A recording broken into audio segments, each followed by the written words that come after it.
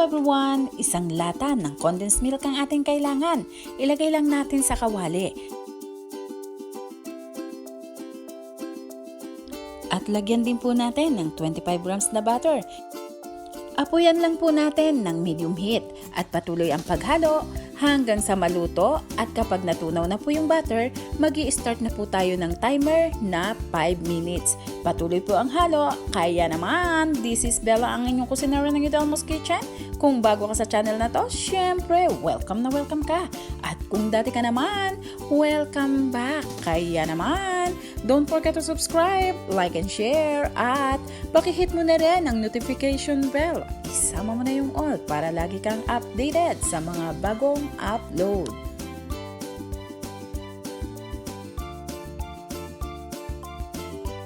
Ayan po, kung napapansin nyo, unti-unti pong naiiga itong ating condensed milk na may kasamang butter.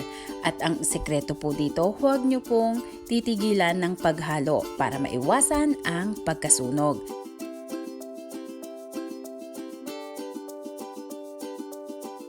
Ang atin pong Supporters Day ay every first day of the month. Kaya naman, ngayong June 1st po ay live tayo 10 AM dito sa YouTube channel. I-check nyo lang po sa description kung paano kayo makakasali. At lahat po ng supporters dito ay welcome.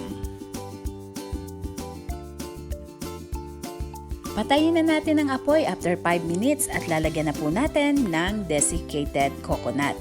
Pag nilagay po natin yung desiccated coconut, patuloy lang po tayo sa paghalo hanggang magsama-sama yung condensed milk at desiccated coconut po natin.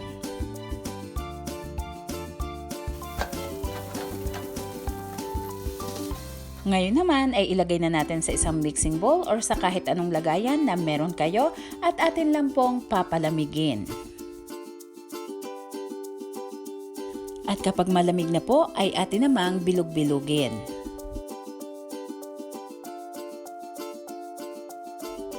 At kapag bilog na po, pagulungin naman natin muli sa desiccated coconut.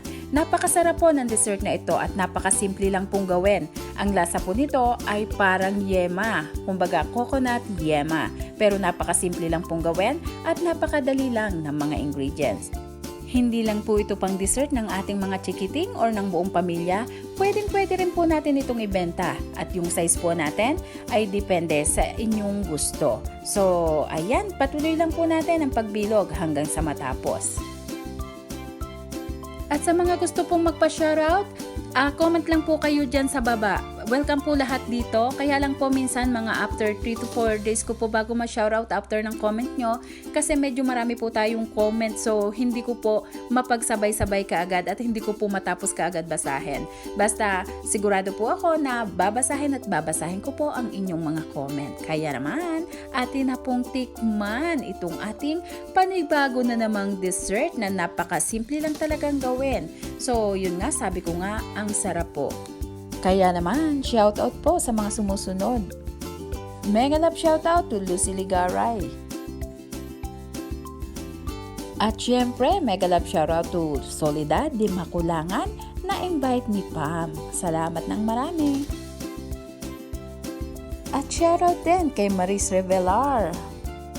At syempre, mega love shoutout sa aking mentor, Team Passes Vlogs. Kaya kung gusto nyo ng pampagood vibes, buhay Canada, at mga reaction video, subscribe Team Passes Vlogs. Kasama rin natin si Mean Mojica para sa mga lutong probinsya, masarap na, masustansya pa. Kaya naman, isubscribe na si Mean Mojica. At nandito rin si RB Kitchen Hub para sa mga iba't ibang luto. Subscribe RB Kitchen Hub. Maraming salamat po muli sa inyong lahat. Bye-bye at mag-ingat po tayo.